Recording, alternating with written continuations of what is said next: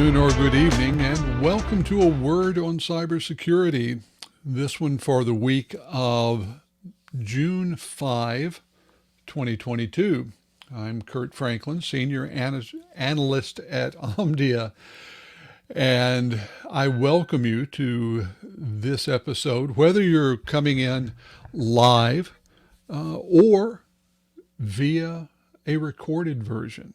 If you're coming in via recorded version, thank you. Either on LinkedIn itself or on either my YouTube channel or the Omdia Cyber YouTube channel. We appreciate you being here. So I'm going to jump right into the word for the week because it's going to explain some of my demeanor. My word for this week is exhausted. If you really want to, you could come in and substitute tired, gassed, knackered, whatever you want, but it's been a long week. I got in about 2 a.m. this morning from a flight that was significantly delayed because of weather. I got to spend more time taking advantage of Denver International Airport's very fine hospitality than I had intended. But even before I got on the plane in San Francisco yesterday, I was fairly tired, and I want to tell you a little bit about why and what I saw there. Forgive me, cup of tea going, trying to help me make it through the day. Now, RSA is one of the industry's hallmark events in the United States. It's one of, I'd say, the two really big events in the cybersecurity industry for the year. There's RSA, which typically happens in the first half of the year, traditionally very early in the first half of the year. And then there's Black Hat, which happens in the second half of the year. There are differences between them beyond the obvious. RSA is in San Francisco, Black Hat's in Las Vegas. But there are some significant differences in the way they present themselves and the kind of things they have in their conferences. Now, both of these are unusual in modern trade show / conference experience because they are conference driven. According to the official numbers that the producers of RSA have put out, they had more than 600 speakers and panelists at this week's show. That's a lot. And especially when you consider that the total advertised attendance of RSA was about 26,000. And that means that a healthy percentage was made up of speakers. Now, the speakers at RSA tend to be, in my experience, defensive focused. You have a lot of defenders. You have a fair number of people from the government. You have people from various organizations, and you have consultants who focus on how to best defend an organization from attack. That's very important. Black Hat, you do get the defenders, and there's no question about that, but Black Hat has a much more significant part of its conference that is made up of researchers. So you get many more people there who are on the side of finding vulnerabilities, finding the ways to attack a system. Not that these tend to be the actual attackers, but people who look for the tools and techniques that an attacker would use. And so while by and large, they both are focused on the ultimate defense of an organization from a cybersecurity perspective, they come about it in different ways. And it gives a different feeling to each of the conferences. Now, I mentioned that there were roughly 26,000 people at this year's RSA. And to be honest, it felt like a good group of people. It was not as large either in terms of the attendees or in terms of the exhibit floor as the last pre-pandemic RSA conference had been. But for the first real post-pandemic RSA, I think it was fabulous. And I've had a number of people ask, well, what did you see? What did you hear about? What did you do that really stuck out in your mind? This is consistent. Everybody wants to know what you saw that was exciting. The most exciting thing I saw, the most common thing I saw, was an incredible pent-up demand to be together. People are obviously very, very ready to be face-to-face with other human beings. And I think that's true regardless of what the reason for them getting together might be. Now, this was not a case where people were wearing hazmat suits and full face masks and personal protective gear in order to get together. If I had to guess, I would say that the number of mask wearers in the conference hall was far less than 10% of the total. And if you want to get really picky, the number of correct people wearing masks correctly was a fraction of that. So the people who were genuinely very, very concerned about being infected didn't seem to be very high. I'm not an epidemiologist. I'm not a psychologist who specializes in large groups. So I don't know if this is because people genuinely think that the risk from COVID-19 is a great deal diminished from where it was, or whether people just figure that they're tired. I suspect it's probably a little bit of both.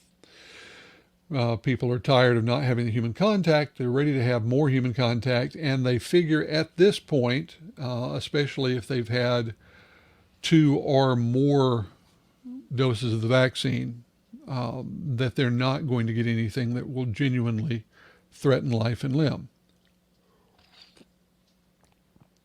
Now, interestingly enough, that latter opinion does have some analogs in cybersecurity. Because one of the things that a lot of people were talking about, and it does seem to be one of these great pieces of now accepted wisdom, is that you are going to have your perimeter breached. It's just going to happen. A lot of reasons for this. One of them is the recognition, long time recognition, that defenders have to be accurate, have to be effective 100% of the time, whereas an attacker only has to be effective once in order to get what they want to done. So there's a recognition that they are going to get into your system, and we're seeing a lot more emphasis on what to do when they're inside in order to make the damage as little as possible. There are a lot of pieces to that, starting with the zero trust network, the zero trust philosophy of defense, we'll call it, as well as things like that accompany it, microsegmentation, for example. And I also talk to companies who are doing a lot of data obfuscation. In other words, making data so that when it moves around the system, It is a representation of the actual data that can be worked with, especially on significant batch basis. But if it's intercepted, if it is stolen, if somehow an unauthorized individual or process gains access to it, no harm comes to any of the individuals or the intellectual property that has been obfuscated. Other techniques go beyond obfuscation to encryption. Let's just encrypt everything. That's one that has been around a while. If you have a Macintosh computer, if you have later versions of Windows, one of the options, and in some cases the default, is to go ahead and encrypt the entire hard disk. Why? That way, if someone inevitably gets a hold of it, they can't do anything useful with the data. We're seeing this acknowledgement that the perimeter is porous. But if you talk to the vendors, you're not seeing a huge emphasis on hardening the perimeter. As I've said, the definition of the perimeter has changed so much that that's difficult in itself. And there are also other places where vendors are spending their time and energy. One of those places, it confused me when I started hearing the same pitch over and over and over again from people who were talking to me at RSA. Because the pitch, if you break it down, goes something like this. I ask, so what's new? What's important? What are you doing that's really exciting? And the answer comes back, perhaps you've heard of this thing called the cloud. We think it's going to be big. We're going all in on the cloud. In 2015, this would have been a fairly dramatic kind of statement. In 2022, it's kind of like a company saying, how are you going to power your computers? We think electricity is the energy of the future when it comes to computers. Of course it is. As I listened to these vendors, though, it became clear that a couple of things were going on that were wrapped up in this statement. First of all, a lot of vendors who have had cloud offerings over the past few years have continued to have on-prem appliance-based offerings as well. This is especially true for things like firewalls and certain classes of analytics engines where you have sensors and you're gathering it into a local appliance. You're doing some fairly powerful processing and then spitting out information that can be read by, any number of different endpoint systems. What they're doing is getting rid of the on-prem appliances. Why? Well, they don't say so, but listening to them, you get the feeling that they have warehouses of these things that no one's buying anyway, and so they're going to stop making more. The other piece is that they did an initial cloud deployment 5, 7, 9 years ago. And what they're doing now is going back and learning the lessons from that initial cloud deployment. So they're going back, and you could say they're going to be doing it right. We've learned our lesson. We've listened to our customers. We've worked with our partners, and we're going into the cloud the way we know it needs to be done in 2022. That's very good. Now, there are some other very large organizations that are doing this sort of thing with other technologies. CASB is one, Cloud Access Service Broker. Think about a gateway, something that mediates your experience or your application's experience of getting into the cloud. And again, this is a technology that's been around for a while, but not every major networking company has had one. That's changing for a lot of reasons when you talk to the companies, but most of them get around to them saying, first of all, yeah, we need to have an offering in every one of the major cloud defense areas. And the other is simply saying cloud defense is the way we're going. Traditional on-prem network defense is becoming a smaller and smaller part of what customers want us to do, and therefore we're going to make it a smaller and smaller part of what we do. Makes complete sense. And I think we are going to see a bunch of new products being released over the next 3 to 4 months that address some of these issues and make it so that if you are a customer, an existing customer of a large network infrastructure firm, then you can get more and more of your security from them as well. What else were people talking about? Well, there were some bits of innovation out there. Companies are still coming up with new ways of protecting mobile devices. Mobile is its own thing, although I and a number of other people have made the argument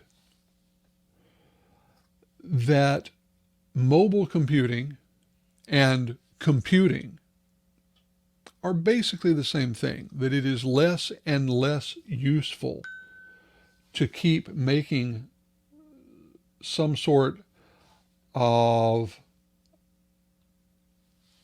separate mobile. And I apologize to those watching this. I just looked down. I've got a lot of different data sources coming in, and one of them pings me on my wrist. It's an important one, so we're hoping that things are being taken care of. Mobile computing and computing are the same thing, no question. There are some differences in the details of how the hardware is dealt with. And there are some important differences in the user interface and what that means for the user.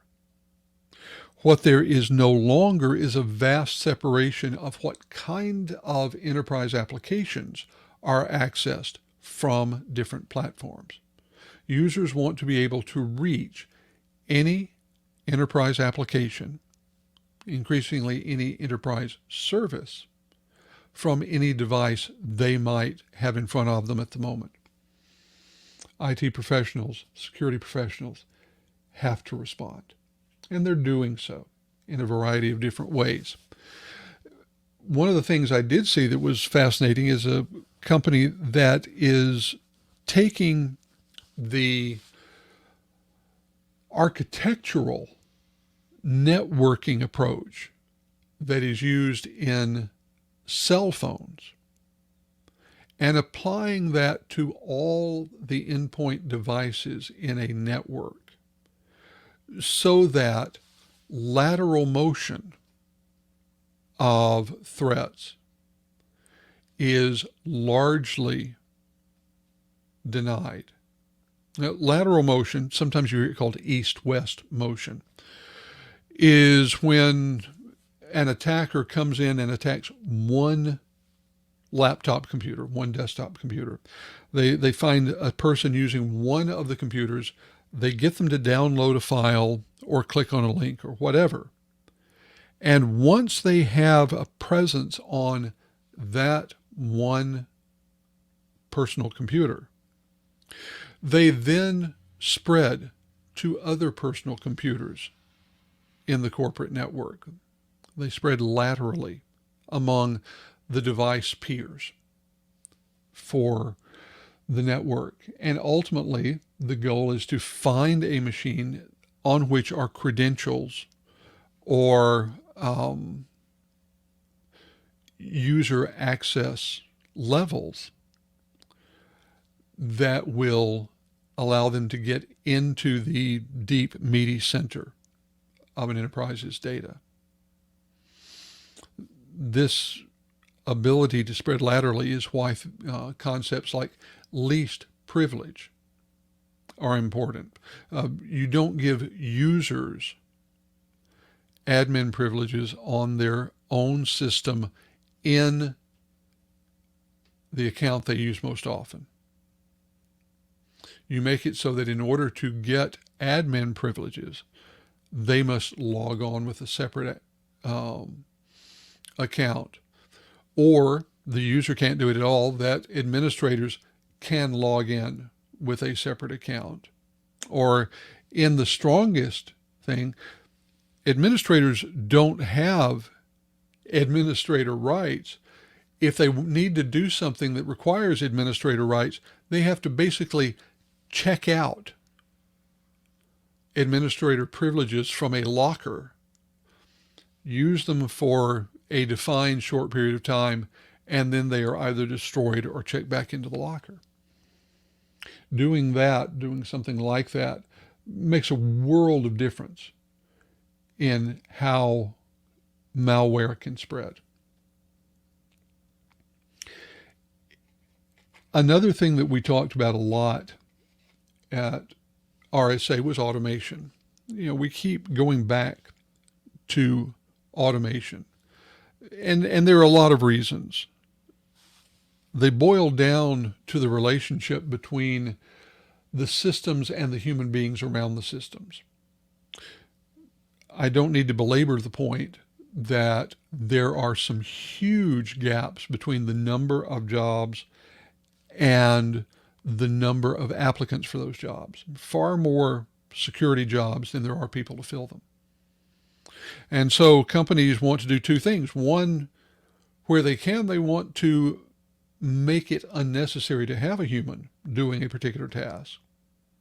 But the other is that when they do have a human doing the task, they want to make them as effective as possible, which means things like taking care of the rote stuff with automation. The question for the industry, and it's being answered but slowly and differently by different companies, is just how much you can automate it. Is there a limit to what can be automated? Is there a point at which a human being, whether for reasoning factors or for legal factors, must become involved? And that's one that's still being answered. So there was a lot going on. As I said, the main takeaway that I have from this week is that the industry was ready to get back together. I frankly think this means that Black Hat, which comes up the first full week of August, is going to be an even larger and perhaps more giddy sort of event. I'm looking forward to it, both because I'm speaking there and because I'm looking forward to hearing the reports of the researchers who have come up with new and exciting ways to get into systems. Now, speaking of finding new ways, next week I'm on the road again. I'm going to be visiting the Splunk conference in Las Vegas. And so next Friday's Word on Security will be about the sorts of things that I've seen and talked about out in the desert. In the meantime, I've got work coming up on darkreading.com, the Omdia tab. I just had a new piece published on the Omdia website for our subscribers. Have another piece that will go in this week on the Omdia website, and I've got 2 or 3 pieces lined up for dark reading. Lots of going on. So please follow me on Twitter. I'm at KG4GWA. Subscribe to my YouTube channel because I am planning on doing more small videos for YouTube. Why? Because I think it's a good way to do some simple, short bits of information. And please, let me know what you think. If you were at RSA, I would love to know what you saw, what you think was important. And if you weren't, I'd love to know what you hope to see next time. Now, for Omdia Cyber Research, I'm Kurt Franklin, Senior Analyst, saying thank you so much for being here. I'm going to go drink some more tea and maybe take a nap. But we'll see you next week.